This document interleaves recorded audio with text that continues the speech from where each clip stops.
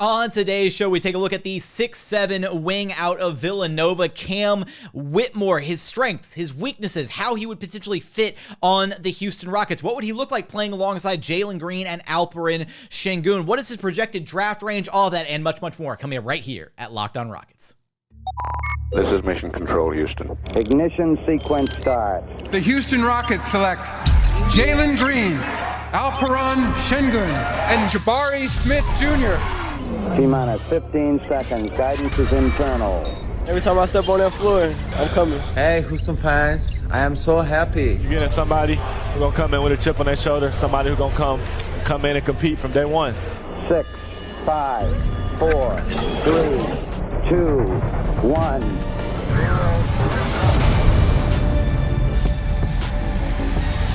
What's up, and welcome to another edition of Locked On Rockets, your daily podcast home for everything Houston Rockets basketball. As always, I'm your host, Jackson Gatlin, native Houstonian and credentialed media member. I'm also the host of Locked On NBA Mondays. Be sure to follow along on Twitter at JT Gatlin, and the show, of course, at Locked On Rockets, free and available wherever you listen to your podcasts, including YouTube, where I want you to drop your thoughts on Cam Whitmore in the comments. You can comment before if you're familiar with this game. Wait until after the episode. Let me know how you feel at the end of the episode, but be sure to go comment on the video. It helps out a ton. But as always, thank you so much for making Locked On Rockets part of your day every single day, whether it's on the way to work, in the gym, on your lunch break. Thank you for making LOR part of your day. Now, today's episode is brought to you by FanDuel Sportsbook, the official sportsbook of Locked On. Make every moment more with FanDuel. Visit FanDuel.com/LockedOn today to get started.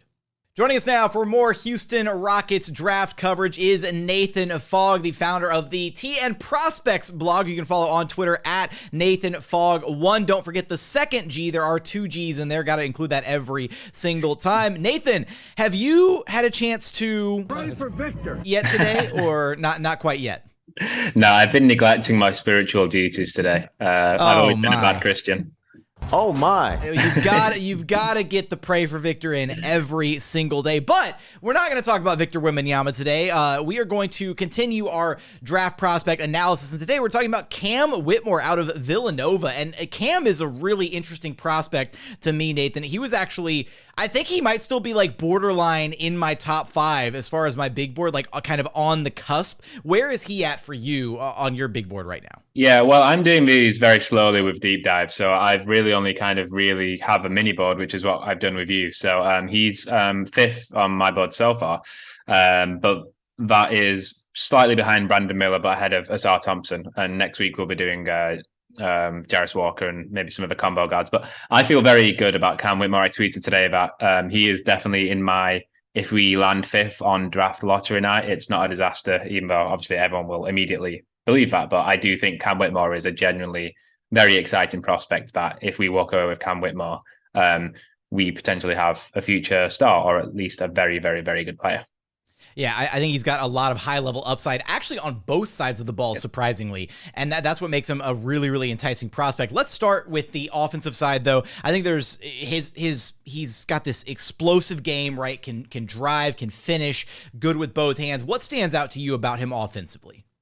I think definitely the athleticism. It's kind of his calling card, right? Like he's what's weird is like he's athletic, but like he's not like a leaper like the way that like KJ Martin is. Like he's got this explosiveness, but for some reason when I do see it, when he has those moments like in transition, when he takes off, he'll have some moments where like, oh, okay, he got up there, but I feel like he's athletic, but without like some of the true like, I don't know, hops that you normally associate with like athletes. I think if you put him next to Sengun, you'd see it more. He's playing in a Villanova offense, which Villanova usually has one of the absolute best offenses in college basketball, but it's been a train wreck this year.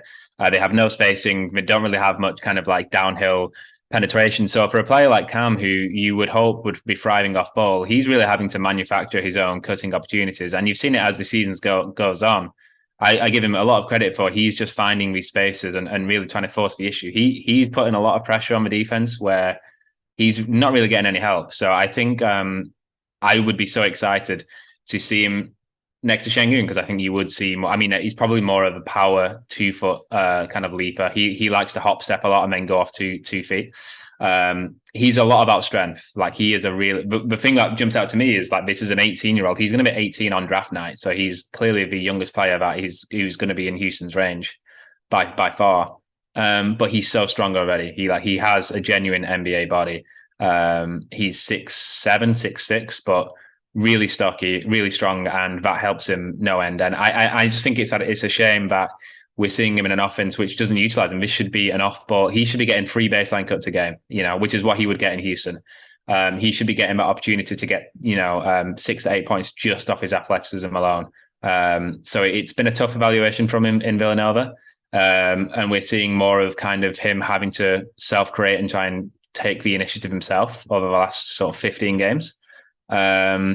But in a way, that self-creation, though, is kind of encouraging because you start to see the glimpses of, okay, he's not just going to be a one-dimensional guy where other guys have to spoon-feed him his buckets. He's going to be able to manufacture some points himself, which I think is really promising. Yeah, he's been working on it a lot. Like I've seen it through FIBA and AAU. He has these really nice, it's not quite a step back, it's more of a drag back into the crossover. He has a tight handle. I wanted to mention the drag back. That's like his go-to. Like he's got it. It's so, I don't want to say like flawless yet, but that's clearly like his comfort go-to move. Yeah. Yeah. I mean, it's kind of a bugbear of mine. Everyone used to call Harden every move he did. They'd say it's a step back. It's really a lot of times it's just a little drag back. So that's like my that's my bugbear. But he's really good at getting that shot off, and you can see he's put a ton of work in it. It's so advanced already. The numbers don't necessarily translate yet. What does translate is the catch and shoot numbers, which is why I think he could have a good impact early on, even for a young guy. But I think that the question... I apologize. Do you have the catch and shoot numbers on hand? Because I actually don't have those in front of me. Last I heard, it's like a lot of athletic young guys. It's like a 30-40 split. So like low 30s on off the dribble, about 40% on catch and shoot.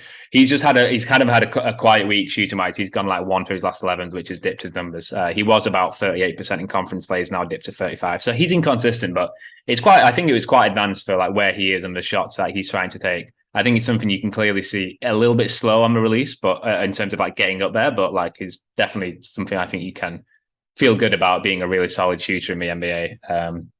In terms of the kind of off the dribble stuff, I think what we see a lot of him is he doesn't really run a lot of pick and roll. I mean, the thing about college wings, and I mentioned this on the last episode, is that they don't have the usage that we would like to see. This is something that really is always about developing players with their usage, and you just don't see. I mean, if you look at like Tatum, Brown, all these guys in college, even the really high draft picks, you never see them kind of being on ball, running 50 pick and rolls. What Cam is good at is just making a quick move. I think he like tries to go immediately, and if he doesn't have something, he's going to pass out. Like he's not a black hole on offense. He's pretty quick and decisive. But I think what that comes down to for him a lot is just trying to get the 3-point shot up. I think he's been more aggressive as a driver over the last sort of 10, 15 games. And I think in his drive game, I kind of break it down into 4 parts. I think the first part is a first step, which he's really good at.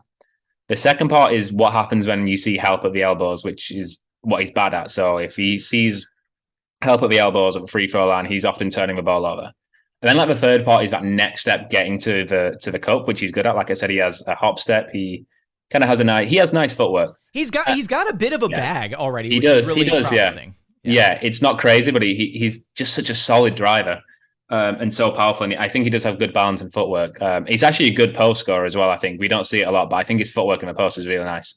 From what I've seen too, like talking about the strength aspect too, I think he absorbs contact well on the drives as well. Like he'll get through like 2 or sometimes 3 guys and take the bumps and the knocks and whatever. And it's that strength, right, where he's able to still power up and maintain security of the ball and like go through. You'd maybe like to see him be a bit of a better passer, right, if that help defender comes over, if he's trying to cut off the drive. But that's a next level read, right? Just the idea that he can get through multiple sets of defenders and still get to the rim and finish is really encouraging. Yeah, his finishing numbers aren't great in half court, but that's not surprising to me. I think it's the first step is great. The getting to the cup is great. It's the bit in between when he sees help, and then just for finishing is what he needs to work on. I'll take that for an 18-and-a-half-year-old. The passing, as you mentioned, is one of the big red flags, and he has 2 statistical red flags. One is he's averaging like 0.9 assists. Well, I'll tell you what, we'll get to his red flags in here in just a second, as well as I want to take a look at the defensive side of the ball because I do think he actually projects to be a really interesting type of defender, somebody who can maybe make that kind of his calling card potentially as a player. We're gonna get there in just one moment, but first, today's episode is brought to you by FanDuel. We've made it through the NBA All-Star break, and now is the perfect time to download FanDuel, America's #1 sportsbook, because new customers get a no-sweat first bet up to $1,000. That's bonus bets back if your first bet doesn't win. Just download the FanDuel Sportsbook app. It's safe, secure, and super easy to use. Then you can bet on everything from the money line to point scorers, three-pointers drained, MVP odds, Sixth Man of the Year, championship odds. You can even take a look at the NBA draft odds right now, which, spoiler alert, Victor Wembanyama is still the favorite, minus 8,000 to go #1 overall in this year's NBA draft. Scoot Henderson is plus 2,500 to go #1 overall. And then every single other prospect, Amin Thompson, Asar Thompson, Cam Whitmore, Brandon Miller, everybody else down the list, all of them, plus 20,000 to go #1 overall. So you can also check out FanDuel's ability to let you do same game parlays for a chance at a bigger payout. So don't miss the chance to get your no sweat first bet up to $1,000 in bonus bets when you go to FanDuel.com/lockedon. That's FanDuel.com/lockedon to learn more. Make every moment more with FanDuel, an official sports betting partner of the NBA. And continuing on here at Locked On Rockets, your daily podcast home for everything Houston Rockets basketball. As Nathan sips his tea on camera, I'm assuming it's tea right now. Or are you drinking? This is just water. Oh, okay. All right, Nathan. So you had mentioned there were a couple red flags that maybe stood out to you, and the passing was one of them. I don't necessarily know if I see the passing as like a red flag for Cam, almost because, like you said before, right, he's not necessarily a black hole offensively, right? Like he'll try and get his move off, and then, if there's nothing there, he'll move the ball back out, that kind of thing. And I do kind of think a guy with his ability to break down a defense the way that he can, especially getting all the way to the rim, right? It's not a thing where he can only get to like the mid-range and then he can't quite get all the way to the cup. Somebody who can get all the way to the cup like that, I think, has a chance to be a good playmaker at the NBA level. I think the problem is we've just not ever seen any prospect. We've never seen that happen before for him. So like we're hoping it, and it's going to be something that he will have to develop, but he's not ever shown anything that would suggest that will be in his future. This is pure kind of wish casting. It's pure it's just something you have to get better at. But copium. No. Yeah. I mean, like he is it is a red flag. I mean, a lot. All the wings. You know who he reminds me of? He reminds me of Corey Maggette, honestly. Like when I look at him play, he's got that. He's like kind of like this Mack truck with like a this explosive burst engine, whatever. I don't know if Maggette had quite the wingspan that he does, because he's got a 7-foot wingspan. So, Whitmore is probably a bit longer, which, will help just, throughout his career, whatever, defensively, offensively. Maggette was a bit stockier, smaller, 6'6", like compact wing, but was strong, and he could slice and dice through a defense, was a good cutter, was good in like these straight line drive scenarios, just like Cam Whitmore. And Maggette kind of had this like playmaking bag to him a little bit, right? It wasn't anything ever flashy, but it was just, he was so good at breaking down defenses that he could get you 3, 4, 5 assists a night. Nothing where he was ever going to be like a primary facilitator, but somebody who could manufacture shots not only for himself, but other players, just because of his ability to put the ball on the deck. Yeah, I mean, once you can get in middle is a huge thing that lots of players can't do by themselves. They rely on other players to get them there. So that is the first step right there. I would say it is an extremely low rate of his assists. Like every wing in the NBA that we look at now who is good, they had low assist numbers in college, but nobody had this low. And I looked at all this. Nobody's as quite as low as Cam. So he has more of kind of a leap to take than most players do in kind of their development. But it's certainly not surprising. And Villanova is, I think, 340th out of 368 Division I teams in assists. So this is not just a Cam Whitmore problem. It's a Villanova problem. It's exactly like watching the Rockets when we were playing 5 out, 5 in lineup, as Paolo calls it, like with Oladipo and Boogie Cousins just hanging out of the perimeter. It's that kind of drive. Oh my! Yeah. It's drive, kick out, drive, kick out, drive, kick out, and that's what kind of worries me about Cam, is that it would be unfair to him if we put him in a system where we're playing pistol offense with Kevin Porter Jr. and and Jalen Green next year. But if we put him in a system where we have James Harden setting him up, or even just Alperen Sengun, and now he's cutting and making quick decisions. So his task is, you catch the ball on the wing, you shoot immediately, or you drive immediately. let's work on some dump off passes to Sengun if somebody comes over. Let's do some very simple reads, just and very easy, nice kick outs. You don't need to get 5 assists a game or anything like that. If he can play in those kind of systems, then I actually think Houston could be one of the best fits for him. We could also be one of the absolute worst fits for him, where he could be like, I mean, if we're playing a pistol offense with just KPJ and Jalen next year, and Cam is just being hung out to dry, I could see him being on another team in 3 years. I think it's really boom or bust with him, and we have to be so intentional about how we develop him. It would take a lot of care, which we haven't really seen so far in our draft picks. Yeah, I mean, there's unfortunately there's not a ton of confidence right now moving forward with how they would, develop their next prospect, whatever. And that's unfortunate, right? Like, you would hope that after 3 years of the rebuild, we'd be like, okay, yeah, another top prospect, cool. Like, Rockets are going to handle business and he's going to look fantastic. But the silver lining is, hopefully, maybe new head coach next season, potentially, different set of goals, maybe not thrown into a situation where he has to immediately come, into a starting lineup and they're, it's a bunch of 19 and 20-year-olds. Maybe it's more of a diversified group of individuals where he's able to maybe come in off the bench and actually play, 20 to 25 minutes a night and play a role maybe more like a Benedict Mathurin with the Pacers, right? Where he's brought along, maybe not slowly. I think that's a great comp, actually. Not necessarily as a player one-to-one, but as kind of what you would like to see. Or do you know what I actually like as well is Shaedon Sharpe. Shaedon Sharpe didn't play any basketball for Kentucky. So he came in really raw. You didn't really know what he had with his skills. We know he had this elite athleticism. But he's just playing off Damian Lillard and he gets 4 baseline cuts a game. Yeah. He has a really simplified role. Nobody's really watching him, but we know he's having this good season. That could be Cam Whitmore next to James Harden next year. Or like I said, even around Alperen Sengun. I think Alperen Sengun will make him look incredible, to be honest. Yeah. And he can just have this really simple game. Like, he's going to be so young. It's going to be his 3rd year by the time he's even like 21. So just let him develop, but give him a lot more intentional looks rather than just hanging him out to dry in a read react system. So on the, shifting gears to the defensive, voice crack. What the hell what am I going through puberty on the podcast? What's happening? It's been a rough year, Jackson. That's it. I know, right? Oh my. That's embarrassing. Anyways, and this is what you get, because I hit the record button and we don't stop until the show is over. So none of this gets edited out. All right.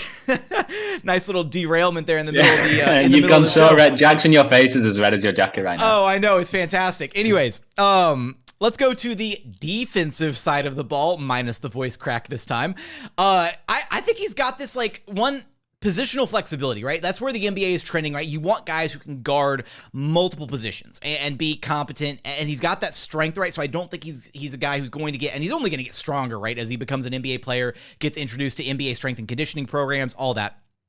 He's not going to be a guy who gets bullied by bigger, stronger guys, So I think he's got some insane flexibility as far as switching positions. Mm-hmm.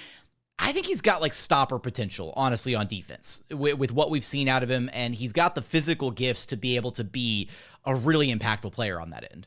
Yeah, I agree. I'm really high on his defensive potential. I mean, I already think he's quite good for Villanova already, and he's one of the youngest players in college basketball. And playing in a competitive college system for the first time. This is a guy who's playing AAU ball and FIBA. His he had a few games there as well. I actually think he's really good off ball. He's a good chaser, which I think he could do in the NBA pretty quickly. He navigates around screens off ball well. He's pretty committed to it.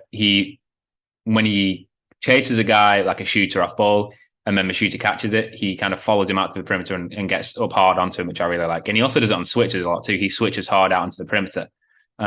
Villanova he plays defense with purpose, right? And that's one of my biggest pet peeves is we see this happen with the Rockets all the time, right? Is they'll switch just for the sake of switching. Yes. Okay, your guy's coming over here. Okay, your turn to take him. And they're just, okay, it's your turn. Just basically they're passing off the offensive player to the next guy, right? They're not switching and getting into the offensive player. They're not trying to make the player uncomfortable. And you see that with Cam, right? He's not afraid to get in there and really try and make an offensive player uncomfortable with the ball.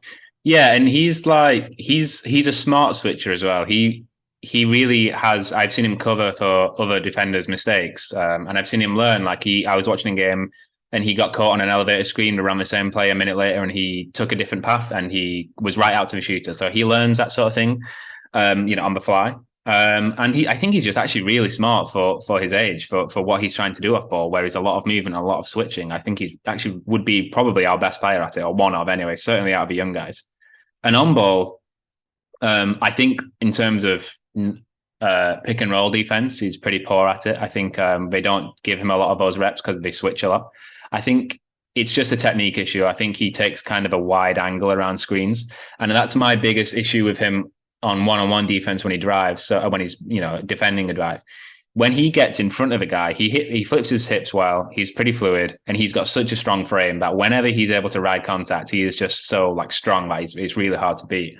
But I think he relies on his athleticism a little bit too much, and he allows guys just to get a foot ahead of him. So he's still connected. He's kind of on their hip, on their shoulder, but they have kind of the inside position, and he's trying to get a block, and he allows them to make the first move. He allows them to just get a step in front of him. So I think he needs to be more committed towards getting that front foot in first, getting that hit, putting the shoulder down over the screen and trying to meet them beforehand.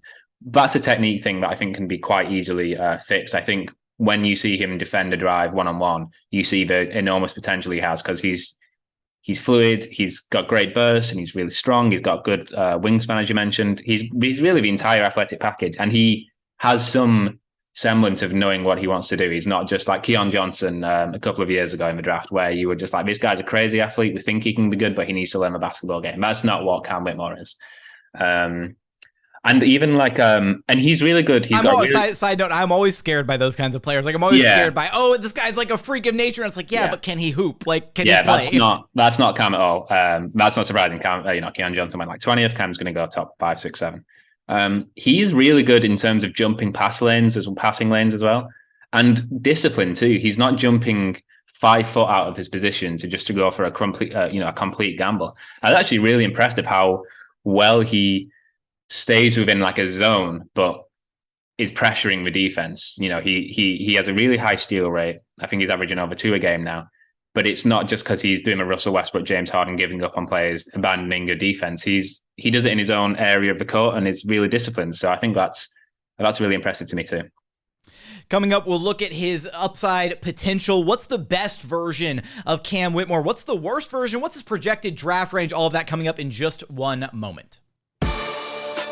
And final segment here at Locked On Rockets, your daily podcast home for everything Houston Rockets basketball. Now, we've kind of covered the offensive side, the strengths that Cam Whitmore brings to the table. We also talked a little bit about the defensive side, some of the red flags with this game. So, Nathan, when you look at, you mentioned earlier you've got him 5th on your little mini board. I've got him, borderline 5th right now. Yeah. Probably, maybe not borderline 5th, maybe comfortably 5th. I'm really excited about his potential.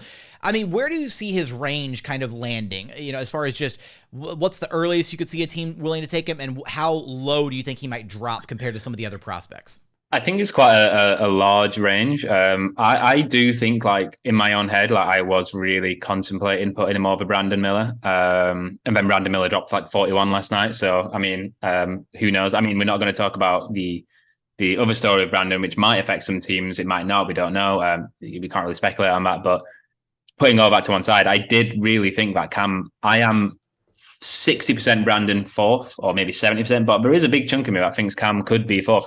That's going to be very close to me. That's as high as I could go.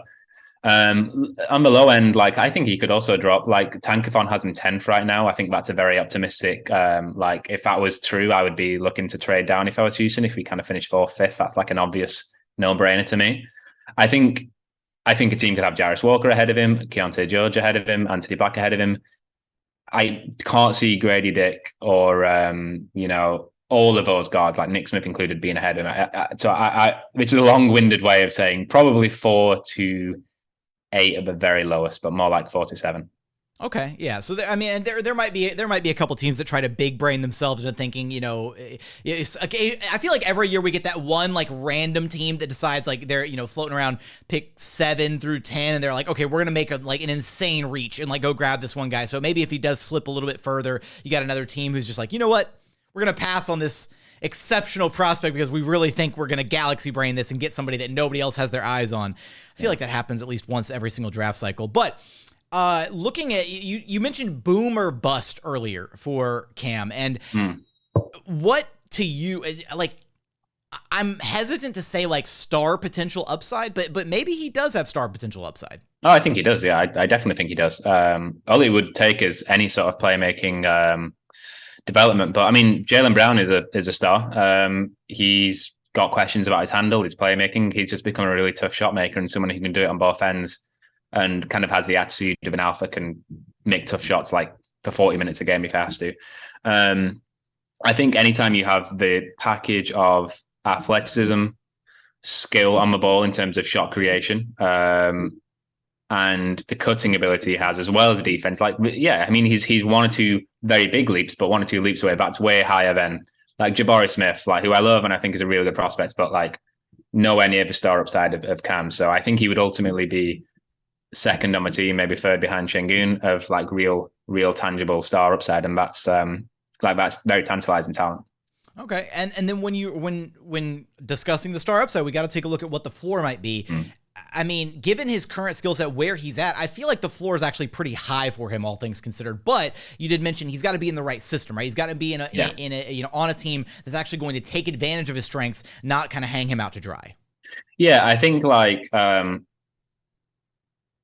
this is what I do worry about in Houston. You know, I think some of his flaws could be really exposed in Houston, the way we play over the last 3 years. The red flag, as I said, is he doesn't pass. He also doesn't get to the line a lot at all. He also hasn't really rebounded well. I think he can rebound well. I just don't think he's really tasked to. So it's going to be a pretty if he's not efficient out of the gate, if he's not getting the right looks, the right touches, and you're just looking at kind of like a lesser scoring Jalen Green in terms of like not putting up anything else on the stat sheet. If the defense doesn't kind of translate straight away, because like I said, he will be 19 all his rookie year. He's not going to be 20 at all. I feel like even though he doesn't get to the free throw line a ton, though, I feel like that is going to change at the NBA level. Like you see like his play style, and you're like, he's going to draw free throws at the NBA. Yeah, there's no way he will attract late help because he'll be cutting more like transition. Like Villanova barely gets any transition opportunities, so I think he will attract rotating defenders more and kind of get late fouls. So yeah, I'm not too worried about that in a sense. I just think that Houston needs to be really patient with him and really be intentional in a way that, you know, we can't have next year the coach saying, I don't draw up any plays for Cam Whitmore. Like, that's not going to be acceptable to me.